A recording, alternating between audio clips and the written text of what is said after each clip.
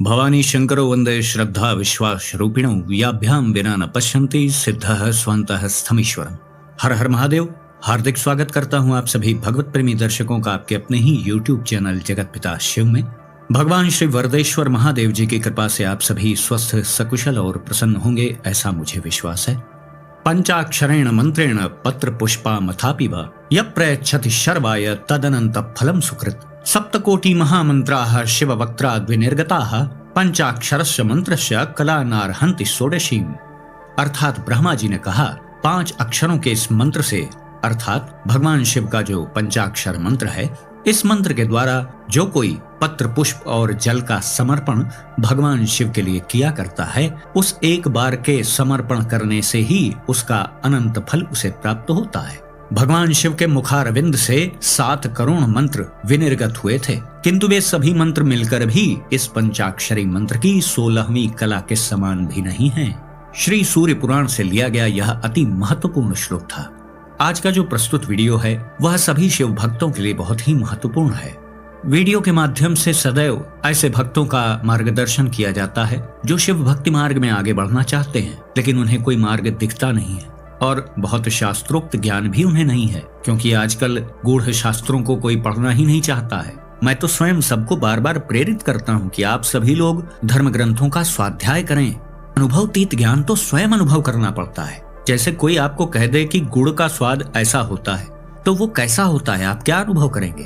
तो अंत में यही बात आएगी ना कि गुड़ को खा करके देख लो, स्वयं पता चल जाएगा। अनुभवतीत ज्ञान ही महत्वपूर्ण होता है और वही आपको दृढ़ता प्रदान करता है और ऐसी ऊर्जा आपको प्रदान करता है कि आप जीवन पर्यंत अपने इष्ट की भक्ति में तन्मयता के साथ दृढ़ता पूर्वक संलग्न रहते हैं। कुछ पाने के लिए सदैव कीमत चुकानी पड़ती है, यह बिल्कुल त्रिकाल सत्य बात है। अध्यात्म के मार्ग में बहुत कुछ खोना पड़ता है, तब कुछ हासिल किया जाता है। आप स्वयं अपने विवेक को जागृत कर सकते हैं। आप स्वयं स्वाध्याय करें या किसी से आप ज्ञान प्राप्त भी कर रहे हो तो वह विश्वसनीय स्रोत होना चाहिए। एक बहुत बड़ा ज्वलंत विषय है जिससे संबंधित प्रश्न बहुत आते हैं और उस पे वीडियोस भी बहुत ज्यादा बनाए गए हैं, और वह विषय है कि चलते फिरते मंत्र का जाप करना चाहिए कि नहीं करना चाहिए।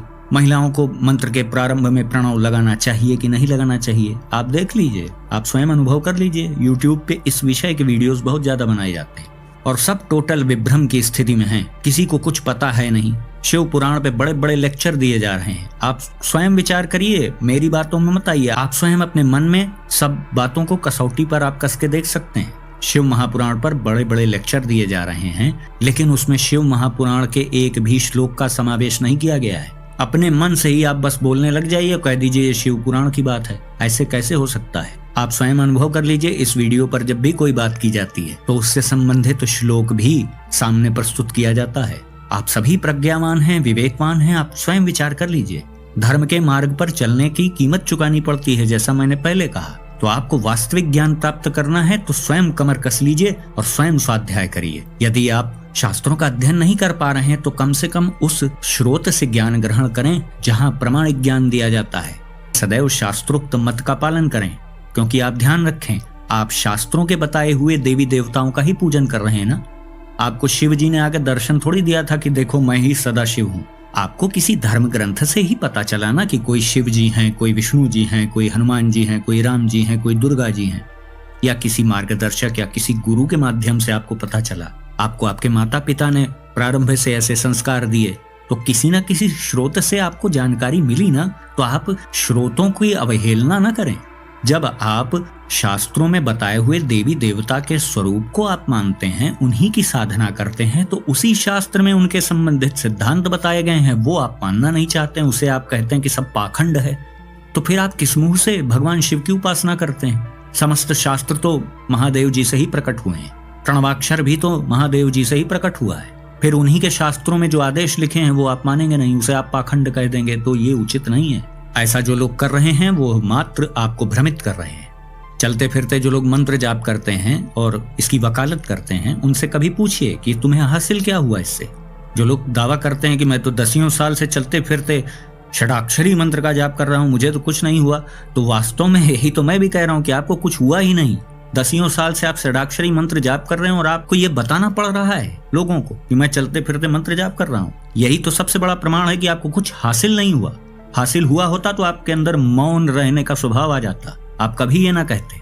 चलते फिरते तीक्ष्ण मंत्रों का जाप करना आपके मूलाधार चक्र को स्थायी रूप से डैमेज करता है, और बड़ी गजब बात यह है कि वह आपको एहसास भी नहीं होने देता है। मंत्रों का जाप जब भी आप करें तो आसन पे बैठे रहें, तभी मूलाधार चक्र से ऊर्जा ऊपर की ओर गमन करती है। चलते फिरते आप मंत्रों का जाप करेंगे तो आपकी मन स्थिति ठीक नहीं रहेगी। चलते फिरते आप प्रणव युक्त मंत्रों का जाप करिए, फिर देखिए आपकी स्थिति में विकृति आने लगेगी। हाँ, यह अवश्य है कि आप उस विकृति को एहसास नहीं कर पा रहे हैं, इसलिए आपको लगता है कि ये तो करना ही चाहिए, जबरदस्ती से रोका जा रहा है। किसी को क्या स्वार्थ पड़ा है कि वो आपको रोकेगा?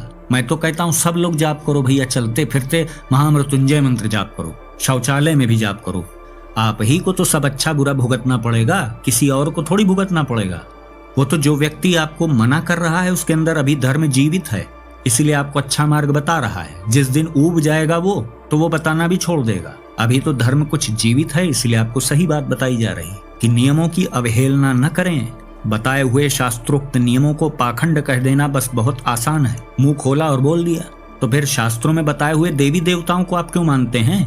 शास्त्रों ने ही तो बताया कि दीपावली पे लक्ष्मी पूजन करो, बसंत पंचमी आए तो सरस्वती जी का पूजन करो। तो फिर ये सब नियम क्यों मानते हैं आप? इसको तो पाखंड नहीं कहते आप। मतलब ये तो वही बात हो गई कि जो मुझे अच्छा लगेगा बस वही धर्म है, जो मुझे अच्छा न लगे वो अधर्म है। तो ऐसे नहीं चला जाता है। इसीलिए देख लीजिए, जो लोग स्वेच्छाचार कर रहे हैं अध्यात्म मार्ग में, क्या हासिल कर पाए हैं? वो वही काम क्रोध की वृत्ति, वही स्वार्थ प्रवृत्ति, वही जैसे सांसारिक लोग जी रहे हैं वैसे वो भी जी रहे हैं। बस मन में उनके ये नशा तारी है कि हाँ मैं तो बहुत बड़ा भक्त हूँ।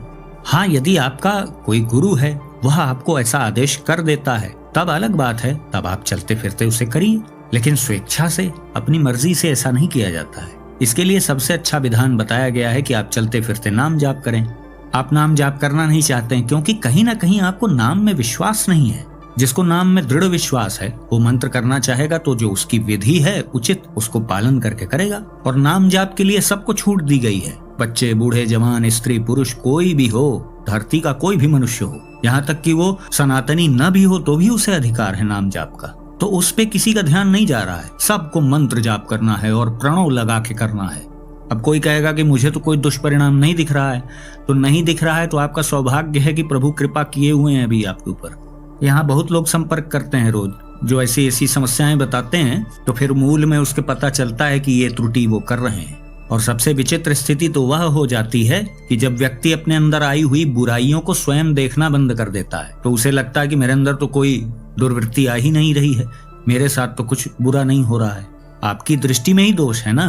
वो तो कोई समझदार व्यक्ति देखेगा तो बताएगा कि आप क्या त्रुटि कर रहे हैं और उससे क्या दुष्परिणाम आपको मिल रहा है। तो यदि कोई आपको उचित नियम बता रहा है तो उसमें उसका कोई स्वार्थ नहीं है। यदि आप देखिए मैं आपको ये बात बता रहा हूं तो इसमें मेरा क्या स्वार्थ है?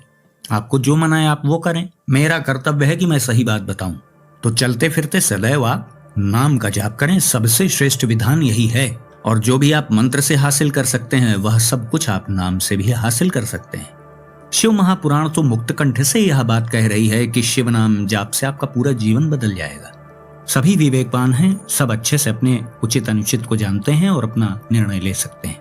नाम जाप में जिसको दृढ़ विश्वास हो गया तो उससे सौभाग्य की क्या बात है। उसमें तो कोई नियम का ही बंधन नहीं है। चलते फिरते, उठते बैठते, आप शौचालय में हो, आप शयन कर रहे हो, आप बिस्तर पे हो, आप भोजन कर रहे हो, कार्यालय में हो, अपने व्यापार स्थल पर हो, कहीं पर भी नाम जाप करिए। किसी ने नहीं रोक रखा है। जितना अधिक नाम जाप करेंगे उतनी अधिक ऊर्जा बनेगी। और जो कुंडलिनी के चक्र होते हैं उस पर भी इसका कोई दुष्प्रभाव नहीं पड़ता है। यह इतना सरल नियम है कि लोगों को इसमें विश्वास ही नहीं हो पाता है। मैं पहले भी इस विषय में बहुत वीडियोस बना चुका हूं कि नाम जाप में लोगों को विश्वास ही नहीं हो पाता है। कलयुग का एकमात्र सर्वश्रेष्ठ साधन नाम जाप ही है। मंत्रों का जाप एक अलग प्रक्रिया है, उसमें विधि निषेध का पालन करना परम आवश्यक है। तो इसलिए यह अच्छे से जान लें कि शास्त्र कभी जाति पाति का भेद नहीं करते। वह जो उचित विधि है सबके लिए वह बताते हैं। एक ही दवा हर बीमार व्यक्ति को नहीं दी जा सकती है, यह सामान्य सी बात है। जो सुलझे दिमाग के व्यक्ति हैं वह इस बात को आसानी से समझते हैं। लेकिन जो लोग शास्त्र में नकारात्मकता ढूंढते रहते हैं ना, तो उन्हें बहाना मिल जाता है कि ये ऐसा लिखा है, वो वैसा लिखा है, जबकि शास्त्र मनुष्य मात्र की कल्याण के लिए ही कुछ कहता है। जब आपकी बुद्धि इस स्तर तक पहुंच चुकी है कि आप शिव पुराण को जातिवादी कहने का आप साहस कर रहे हैं तो किस मुंह से आप उसी पुराण में बताए हुए देवता शिव जी का आप भजन करते हैं, उनका पूजन, उनकी उपासना करते हैं? जब आप सभी शास्त्रों को पाखंड कह रहे हैं तो फिर आपको अपना एक अलग देवता बना लेना चाहिए। जो लोग नियम को मानते हैं, जो लोग विधियों का पालन करते हैं, पवित्रता और शुद्धता का ध्यान रखते हैं, मंत्र उनके जीवन को बदल देता है। जिनको न विश्वास हो वो मेरी बातों को मान करके देख लें। एक सावन से अगला सावन आएगा, आप स्वयं अनुभव कर लीजिएगा कि आपके जीवन में क्या हुआ। लेकिन नियमों की अवहेलना करके आप कुछ भी हासिल नहीं कर पाएंगे, बल्कि जहां खड़े हैं उससे भी नीचे ही चले जाएंगे। नाम जाप सब करें, कोई दिक्कत नहीं है। आप स्वयं देखिए कि शिव महापुराण में शिव नाम की कितनी महिमा बताई गई है। शिव महापुराण तो कहती है कि ते धन्याश्च कृतार्थश्च सफलम देह धारणम उद्धृतम च कुलम तेषाम ये शिवम समुपासते। अर्थात वे ही धन्य और कृतार्थ हैं, उन्हीं का शरीर धारण करना भी सफल है और उन्होंने ही अपने कुल का उद्धार कर लिया जो शिव जी की उपासना करते हैं। शिव नाम मुखे यस्य सदा शिव शिवेति च पापानि च स्पृशन्ते व खादिरांगारकम यथा। अर्थात जिनके मुख में भगवान शिव का नाम है, जो अपने मुख से सदा शिव शिव इस नाम का उच्चारण करते रहते हैं, पाप उनका उसी प्रकार स्पर्श नहीं कर पाता है जैसे जलते हुए अंगारे को कोई छू नहीं सकता है। और शिव महापुराण में एक बहुत अद्भुत मंत्र भी छुपा हुआ है। हालांकि वो बहुत कम लोग जानते हैं, लेकिन एक प्रसिद्ध कथावाचक हैं, उनका मैं धन्यवाद देता हूं कि इस मंत्र को उन्होंने प्रसिद्ध कर दिया। यह तो बिल्कुल सत्य बात है, इस बात में मैं भूरी भूरी प्रशंसा उनकी करता हूं। और वह मंत्र है श्री शिवाय नमस्तुभ्यम। आप सब जान गए होंगे कि वह श्रेष्ठ कथावाचक जी कौन है। अब उस संबंध में प्रमाण भी सुन लीजिए। ऐसा नहीं है कि वह कथावाचक जी कोई अपने मन से कोई मनगढ़ंत मंत्र बना लिए हैं। उसका प्रमाण यह है, श्री शिवाय नमस्तुभ्यम मुखम व्याहरते यदा तन मुखम पावनम तीर्थम सर्व पाप विनाशनम। अर्थात हे शिव, आपको नमस्कार है। श्री शिवाय नमस्तुभ्यम का अर्थ ही यही है कि हे शिव जी, मैं आपको नमस्कार करता हूँ। जिस मुख से ऐसा उच्चारण होता है वह मुख समस्त पापों का विनाश करने वाला पावन तीर्थ बन जाता है। कुछ वर्षों पहले तक इस मंत्र के बारे में कोई नहीं जानता था, इसलिए मैं उन कथावाचक का बड़ा धन्यवाद करता हूं कि उन्होंने कम से कम इस मंत्र का प्रचार प्रसार तो किया। यह शाब्दिक मंत्र है, इसको चलते फिरते उठते बैठते हर परिस्थिति में आप जाप कर सकते हैं। इसमें प्रणव भी नहीं है, तो इस बात का भी आपको इसमें कोई बंधन नहीं है कि आपको चलते फिरते नहीं जपना है। श्री शिवाय नमस्तुभ्यम इतना अद्भुत शाब्दिक मंत्र है कि आप इसे चलते फिरते भी जाप कर सकते हैं और पूरा जीवन आपका ये पलट के रख देगा। आप करके देख लीजिए। आगे शिव महापुराण कहती है, तन मुखम च तथा यो वै पश्यन्ति प्रीतिमान नरः तीर्थजन्यम फलम तस्य भवतीति सुनिश्चितम। अर्थात जो मनुष्य प्रसन्नता पूर्वक उस मुख का दर्शन करता है, यानी जो श्री शिवाय नमस्तुभ्यम का जाप करता है, ऐसे व्यक्ति का यदि कोई व्यक्ति दर्शन कर लेता है तो निश्चित ही उसे तीर्थ सेवन का फल प्राप्त होता है।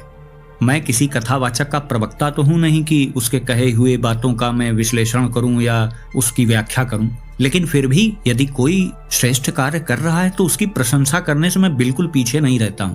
आप सब जान चुके हैं कि मैं किनकी बात कर रहा हूं, और उन्होंने जो गलत बातें बोली हैं मैं उसका विरोध भी करता हूं, लेकिन जो उन्होंने अच्छा कार्य किया है उसके लिए तो मैं उन्हें प्रणाम करता हूं भाई।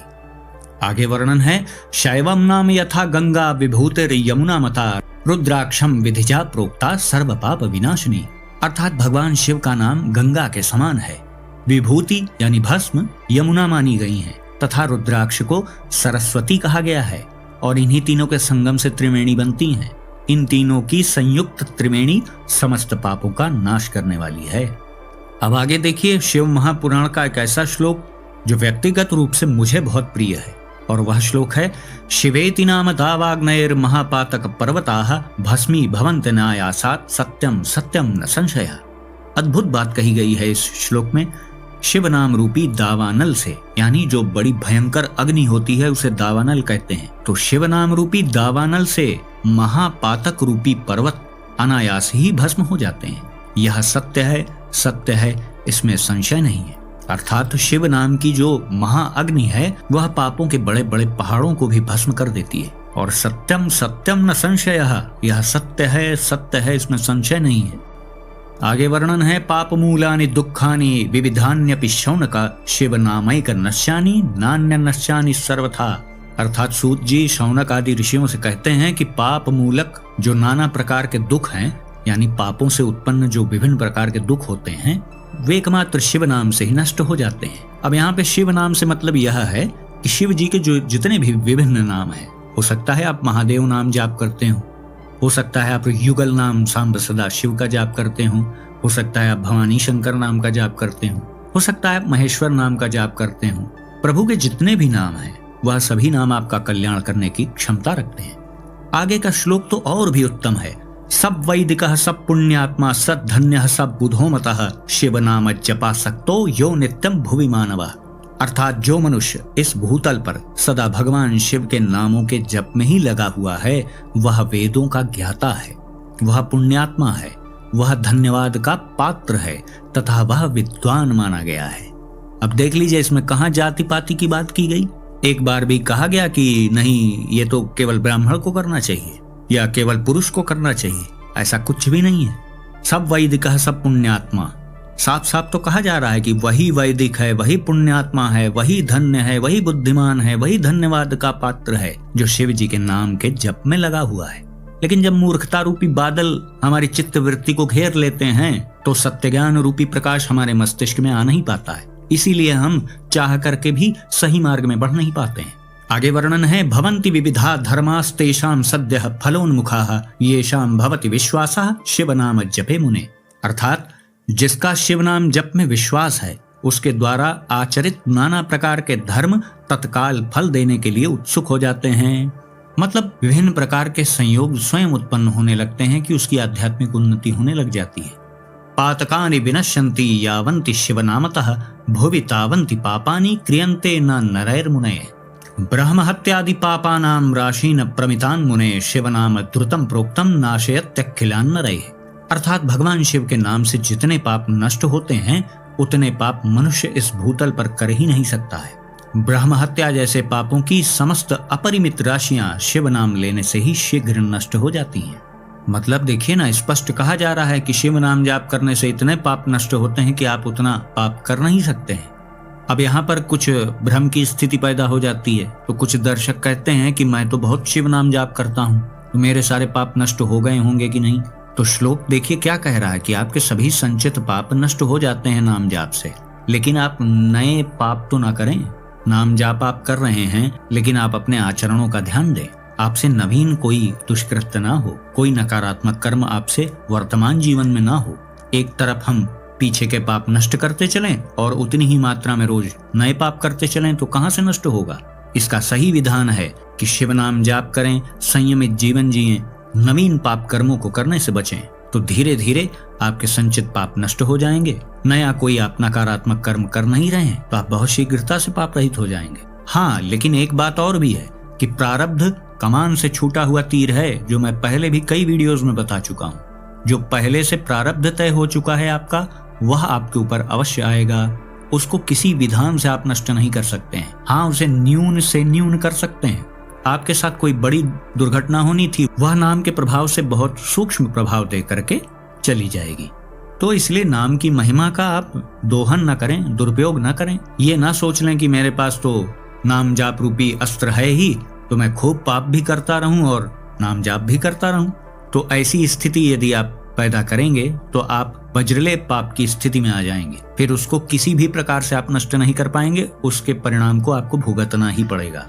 अब देखिए आगे एक बड़ा अद्भुत श्लोक है जिसके बारे में पहले भी मैं बहुत व्याख्या कर चुका हूँ कि शिव नाम तरीम प्राप्य संसाराब्धिम तरंति ये संसार मूल पापानि तानि नश्यन्त संशयम्। अर्थात जो शिव नाम रूपी नौका पर आरूढ़ होकर संसार समुद्र को पार करते हैं उनके जन्म मरण रूप संसार के मूलभूत वे सारे पाप निश्चय ही विनष्ट हो जाते हैं।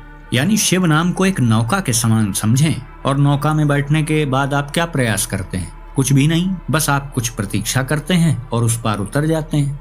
आगे के 2 श्लोक तो और भी महत्वपूर्ण हैं। संसार मूल भूतानां पातकानां महामुने शिव नाम कुठारेण विनाशायो जायते ध्रुवम्। शिव नामामृतं पेयं पाप दावानलार्दितैः पाप दावाग्नि तप्तानां शांतिस्तेन विना नहीं। अर्थात संसार के मूलभूत पातक रूपी वृक्ष का शिव नाम रूपी कुल्हाड़ी से निश्चय ही नाश हो जाता है। जो पाप रूपी दावानल से पीड़ित हैं, यानी पाप की अग्नि से दग्ध हो रहे हैं, उन्हें शिव नाम रूपी अमृत का पान करना चाहिए। पापों की महाअग्नि से जलने वाले लोगों को उस शिव नामामृत के बिना शांति मिल ही नहीं सकती है। यह स्पष्ट रूप से शिव महापुराण कह रही है। शिवेति नाम पीयूषा वर्षधारा परिप्लुताः संसार दव मध्येपि न शोचन्ति कदाचन। शिव नाम्नि महद्भक्तिर्जाता येषां महात्मनां तद्विधानं तु सहसा मुक्तिर्भवति सर्वथा। अर्थात जो लोग शिव नाम रूपी सुधा की वर्षा से उत्पन्न धारा में गोते लगाते हैं, वे संसार रूपी दावानल यानी महाअग्नि के बीच में खड़े होने पर भी कदापि शोक के भागी नहीं होते हैं। जिन महात्माओं के मन में शिव नाम के प्रति बड़ी भारी भक्ति है, ऐसे लोगों की सहसा और सर्वथा मुक्ति होती है। अनेक जन्म भिर्येन तपस्तप्तम मुनीश्वर शिव नामनी भवेद भक्ति सर्व पाप पहारिणी। अर्थात जिसने अनेक जन्मों तक तपस्या की है, उसी की शिव नाम के प्रति भक्ति होती है, जो समस्त पापों का नाश करने वाली है। यस्या साधारणी शंभु नामनी भक्तिरखंडिता तस्यैव मोक्षः सुलभो नान्यस्येति मतिर्मम। अर्थात जिसके मन में भगवान शिव जी के नाम के प्रति कभी खंडित न होने वाली असाधारण भक्ति प्रकट हुई है, उसी के लिए मोक्ष सुलभ है। इसी प्रकार से शिव नाम की अद्भुत महिमा शिव महापुराण में वर्णित है। तो आप सभी विचार कर लें कि जब शिव महापुराण उन्मुक्त कंठ से नाम जाप की महिमा का बखान कर रहा है, तो फिर हम क्यों अपनी बुद्धि इसमें लगाएं, क्यों तर्क वितर्क में पड़ें।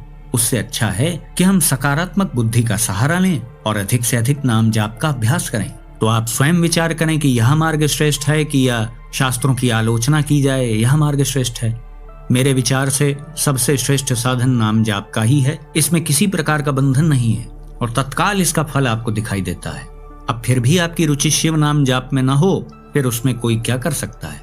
शिव नाम जाप में भी उसी की रुचि हो पाती है जिस पर शिव जी की कृपा होती है। यह बात भी मैंने अनुभव की है, यह मेरा अनुभवतीत ज्ञान है। वरना आप स्वयं देख लीजिए, अधिकांशतः कुछ निश्चित देवी देवताओं का ही नाम जाप संसार में अधिक किया जाता है, लेकिन शिव नाम जाप करने वाले आपको बहुत कम मिलेंगे। शिव नाम की महिमा पूर्ण रूप से कौन बखान कर सकता है। जब सूत जी स्वयं शिव महापुराण में कह रहे हैं कि शिव नाम की महिमा को पूरी तरह से बता पाने में कोई सक्षम नहीं है, तो फिर भला मेरी क्या हैसियत है। लेकिन मात्र मैं इतना बता रहा हूँ कि शिव नाम जाप से आप वह सब कुछ हासिल कर सकते हैं जो आपका उद्देश्य है, चाहे भौतिक उद्देश्य हो, चाहे निष्काम भक्ति प्राप्त करने का उद्देश्य हो। सब कुछ आप शिव नाम जाप से प्राप्त कर सकते हैं। और शिव जी के हजारों नाम हैं, जो नाम आपको प्रिय लगे आप उस नाम का जाप कर सकते हैं।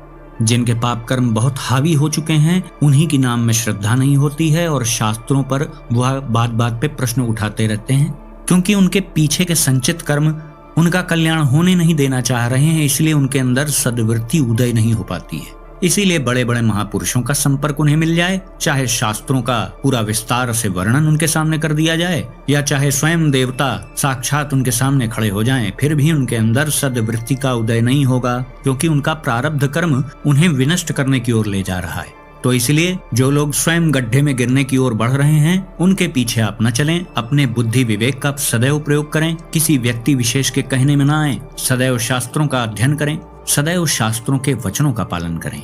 तो आज का वीडियो हम यहीं समाप्त करते हैं। आशा करता हूँ जो भी जानकारी दी गई वह आपके भक्ति पथ में आपका मार्गदर्शन करने में सफल सिद्ध होगी। यदि वीडियो आपको पसंद आया तो इसे लाइक करें, अपने मित्रों बंधु बांधवों के साथ शेयर करें। यदि इस चैनल का वीडियो आप पहली बार देख रहे हैं तो कृपया इस चैनल को सब्सक्राइब करें और बेल आइकन को भी अवश्य प्रेस कर दीजिएगा। तो भगवान श्री पुण्येश्वर महादेव जी से मैं ऐसी प्रार्थना करता हूँ कि वो आप सभी को सदा सुखी, स्वस्थ और ऊर्जावान बनाए रखें। मिलते हैं अगले वीडियो में एक नई और उपयोगी जानकारी के साथ। तब तक के लिए आप सभी भगवत प्रेमी भक्तों को हर हर महादेव।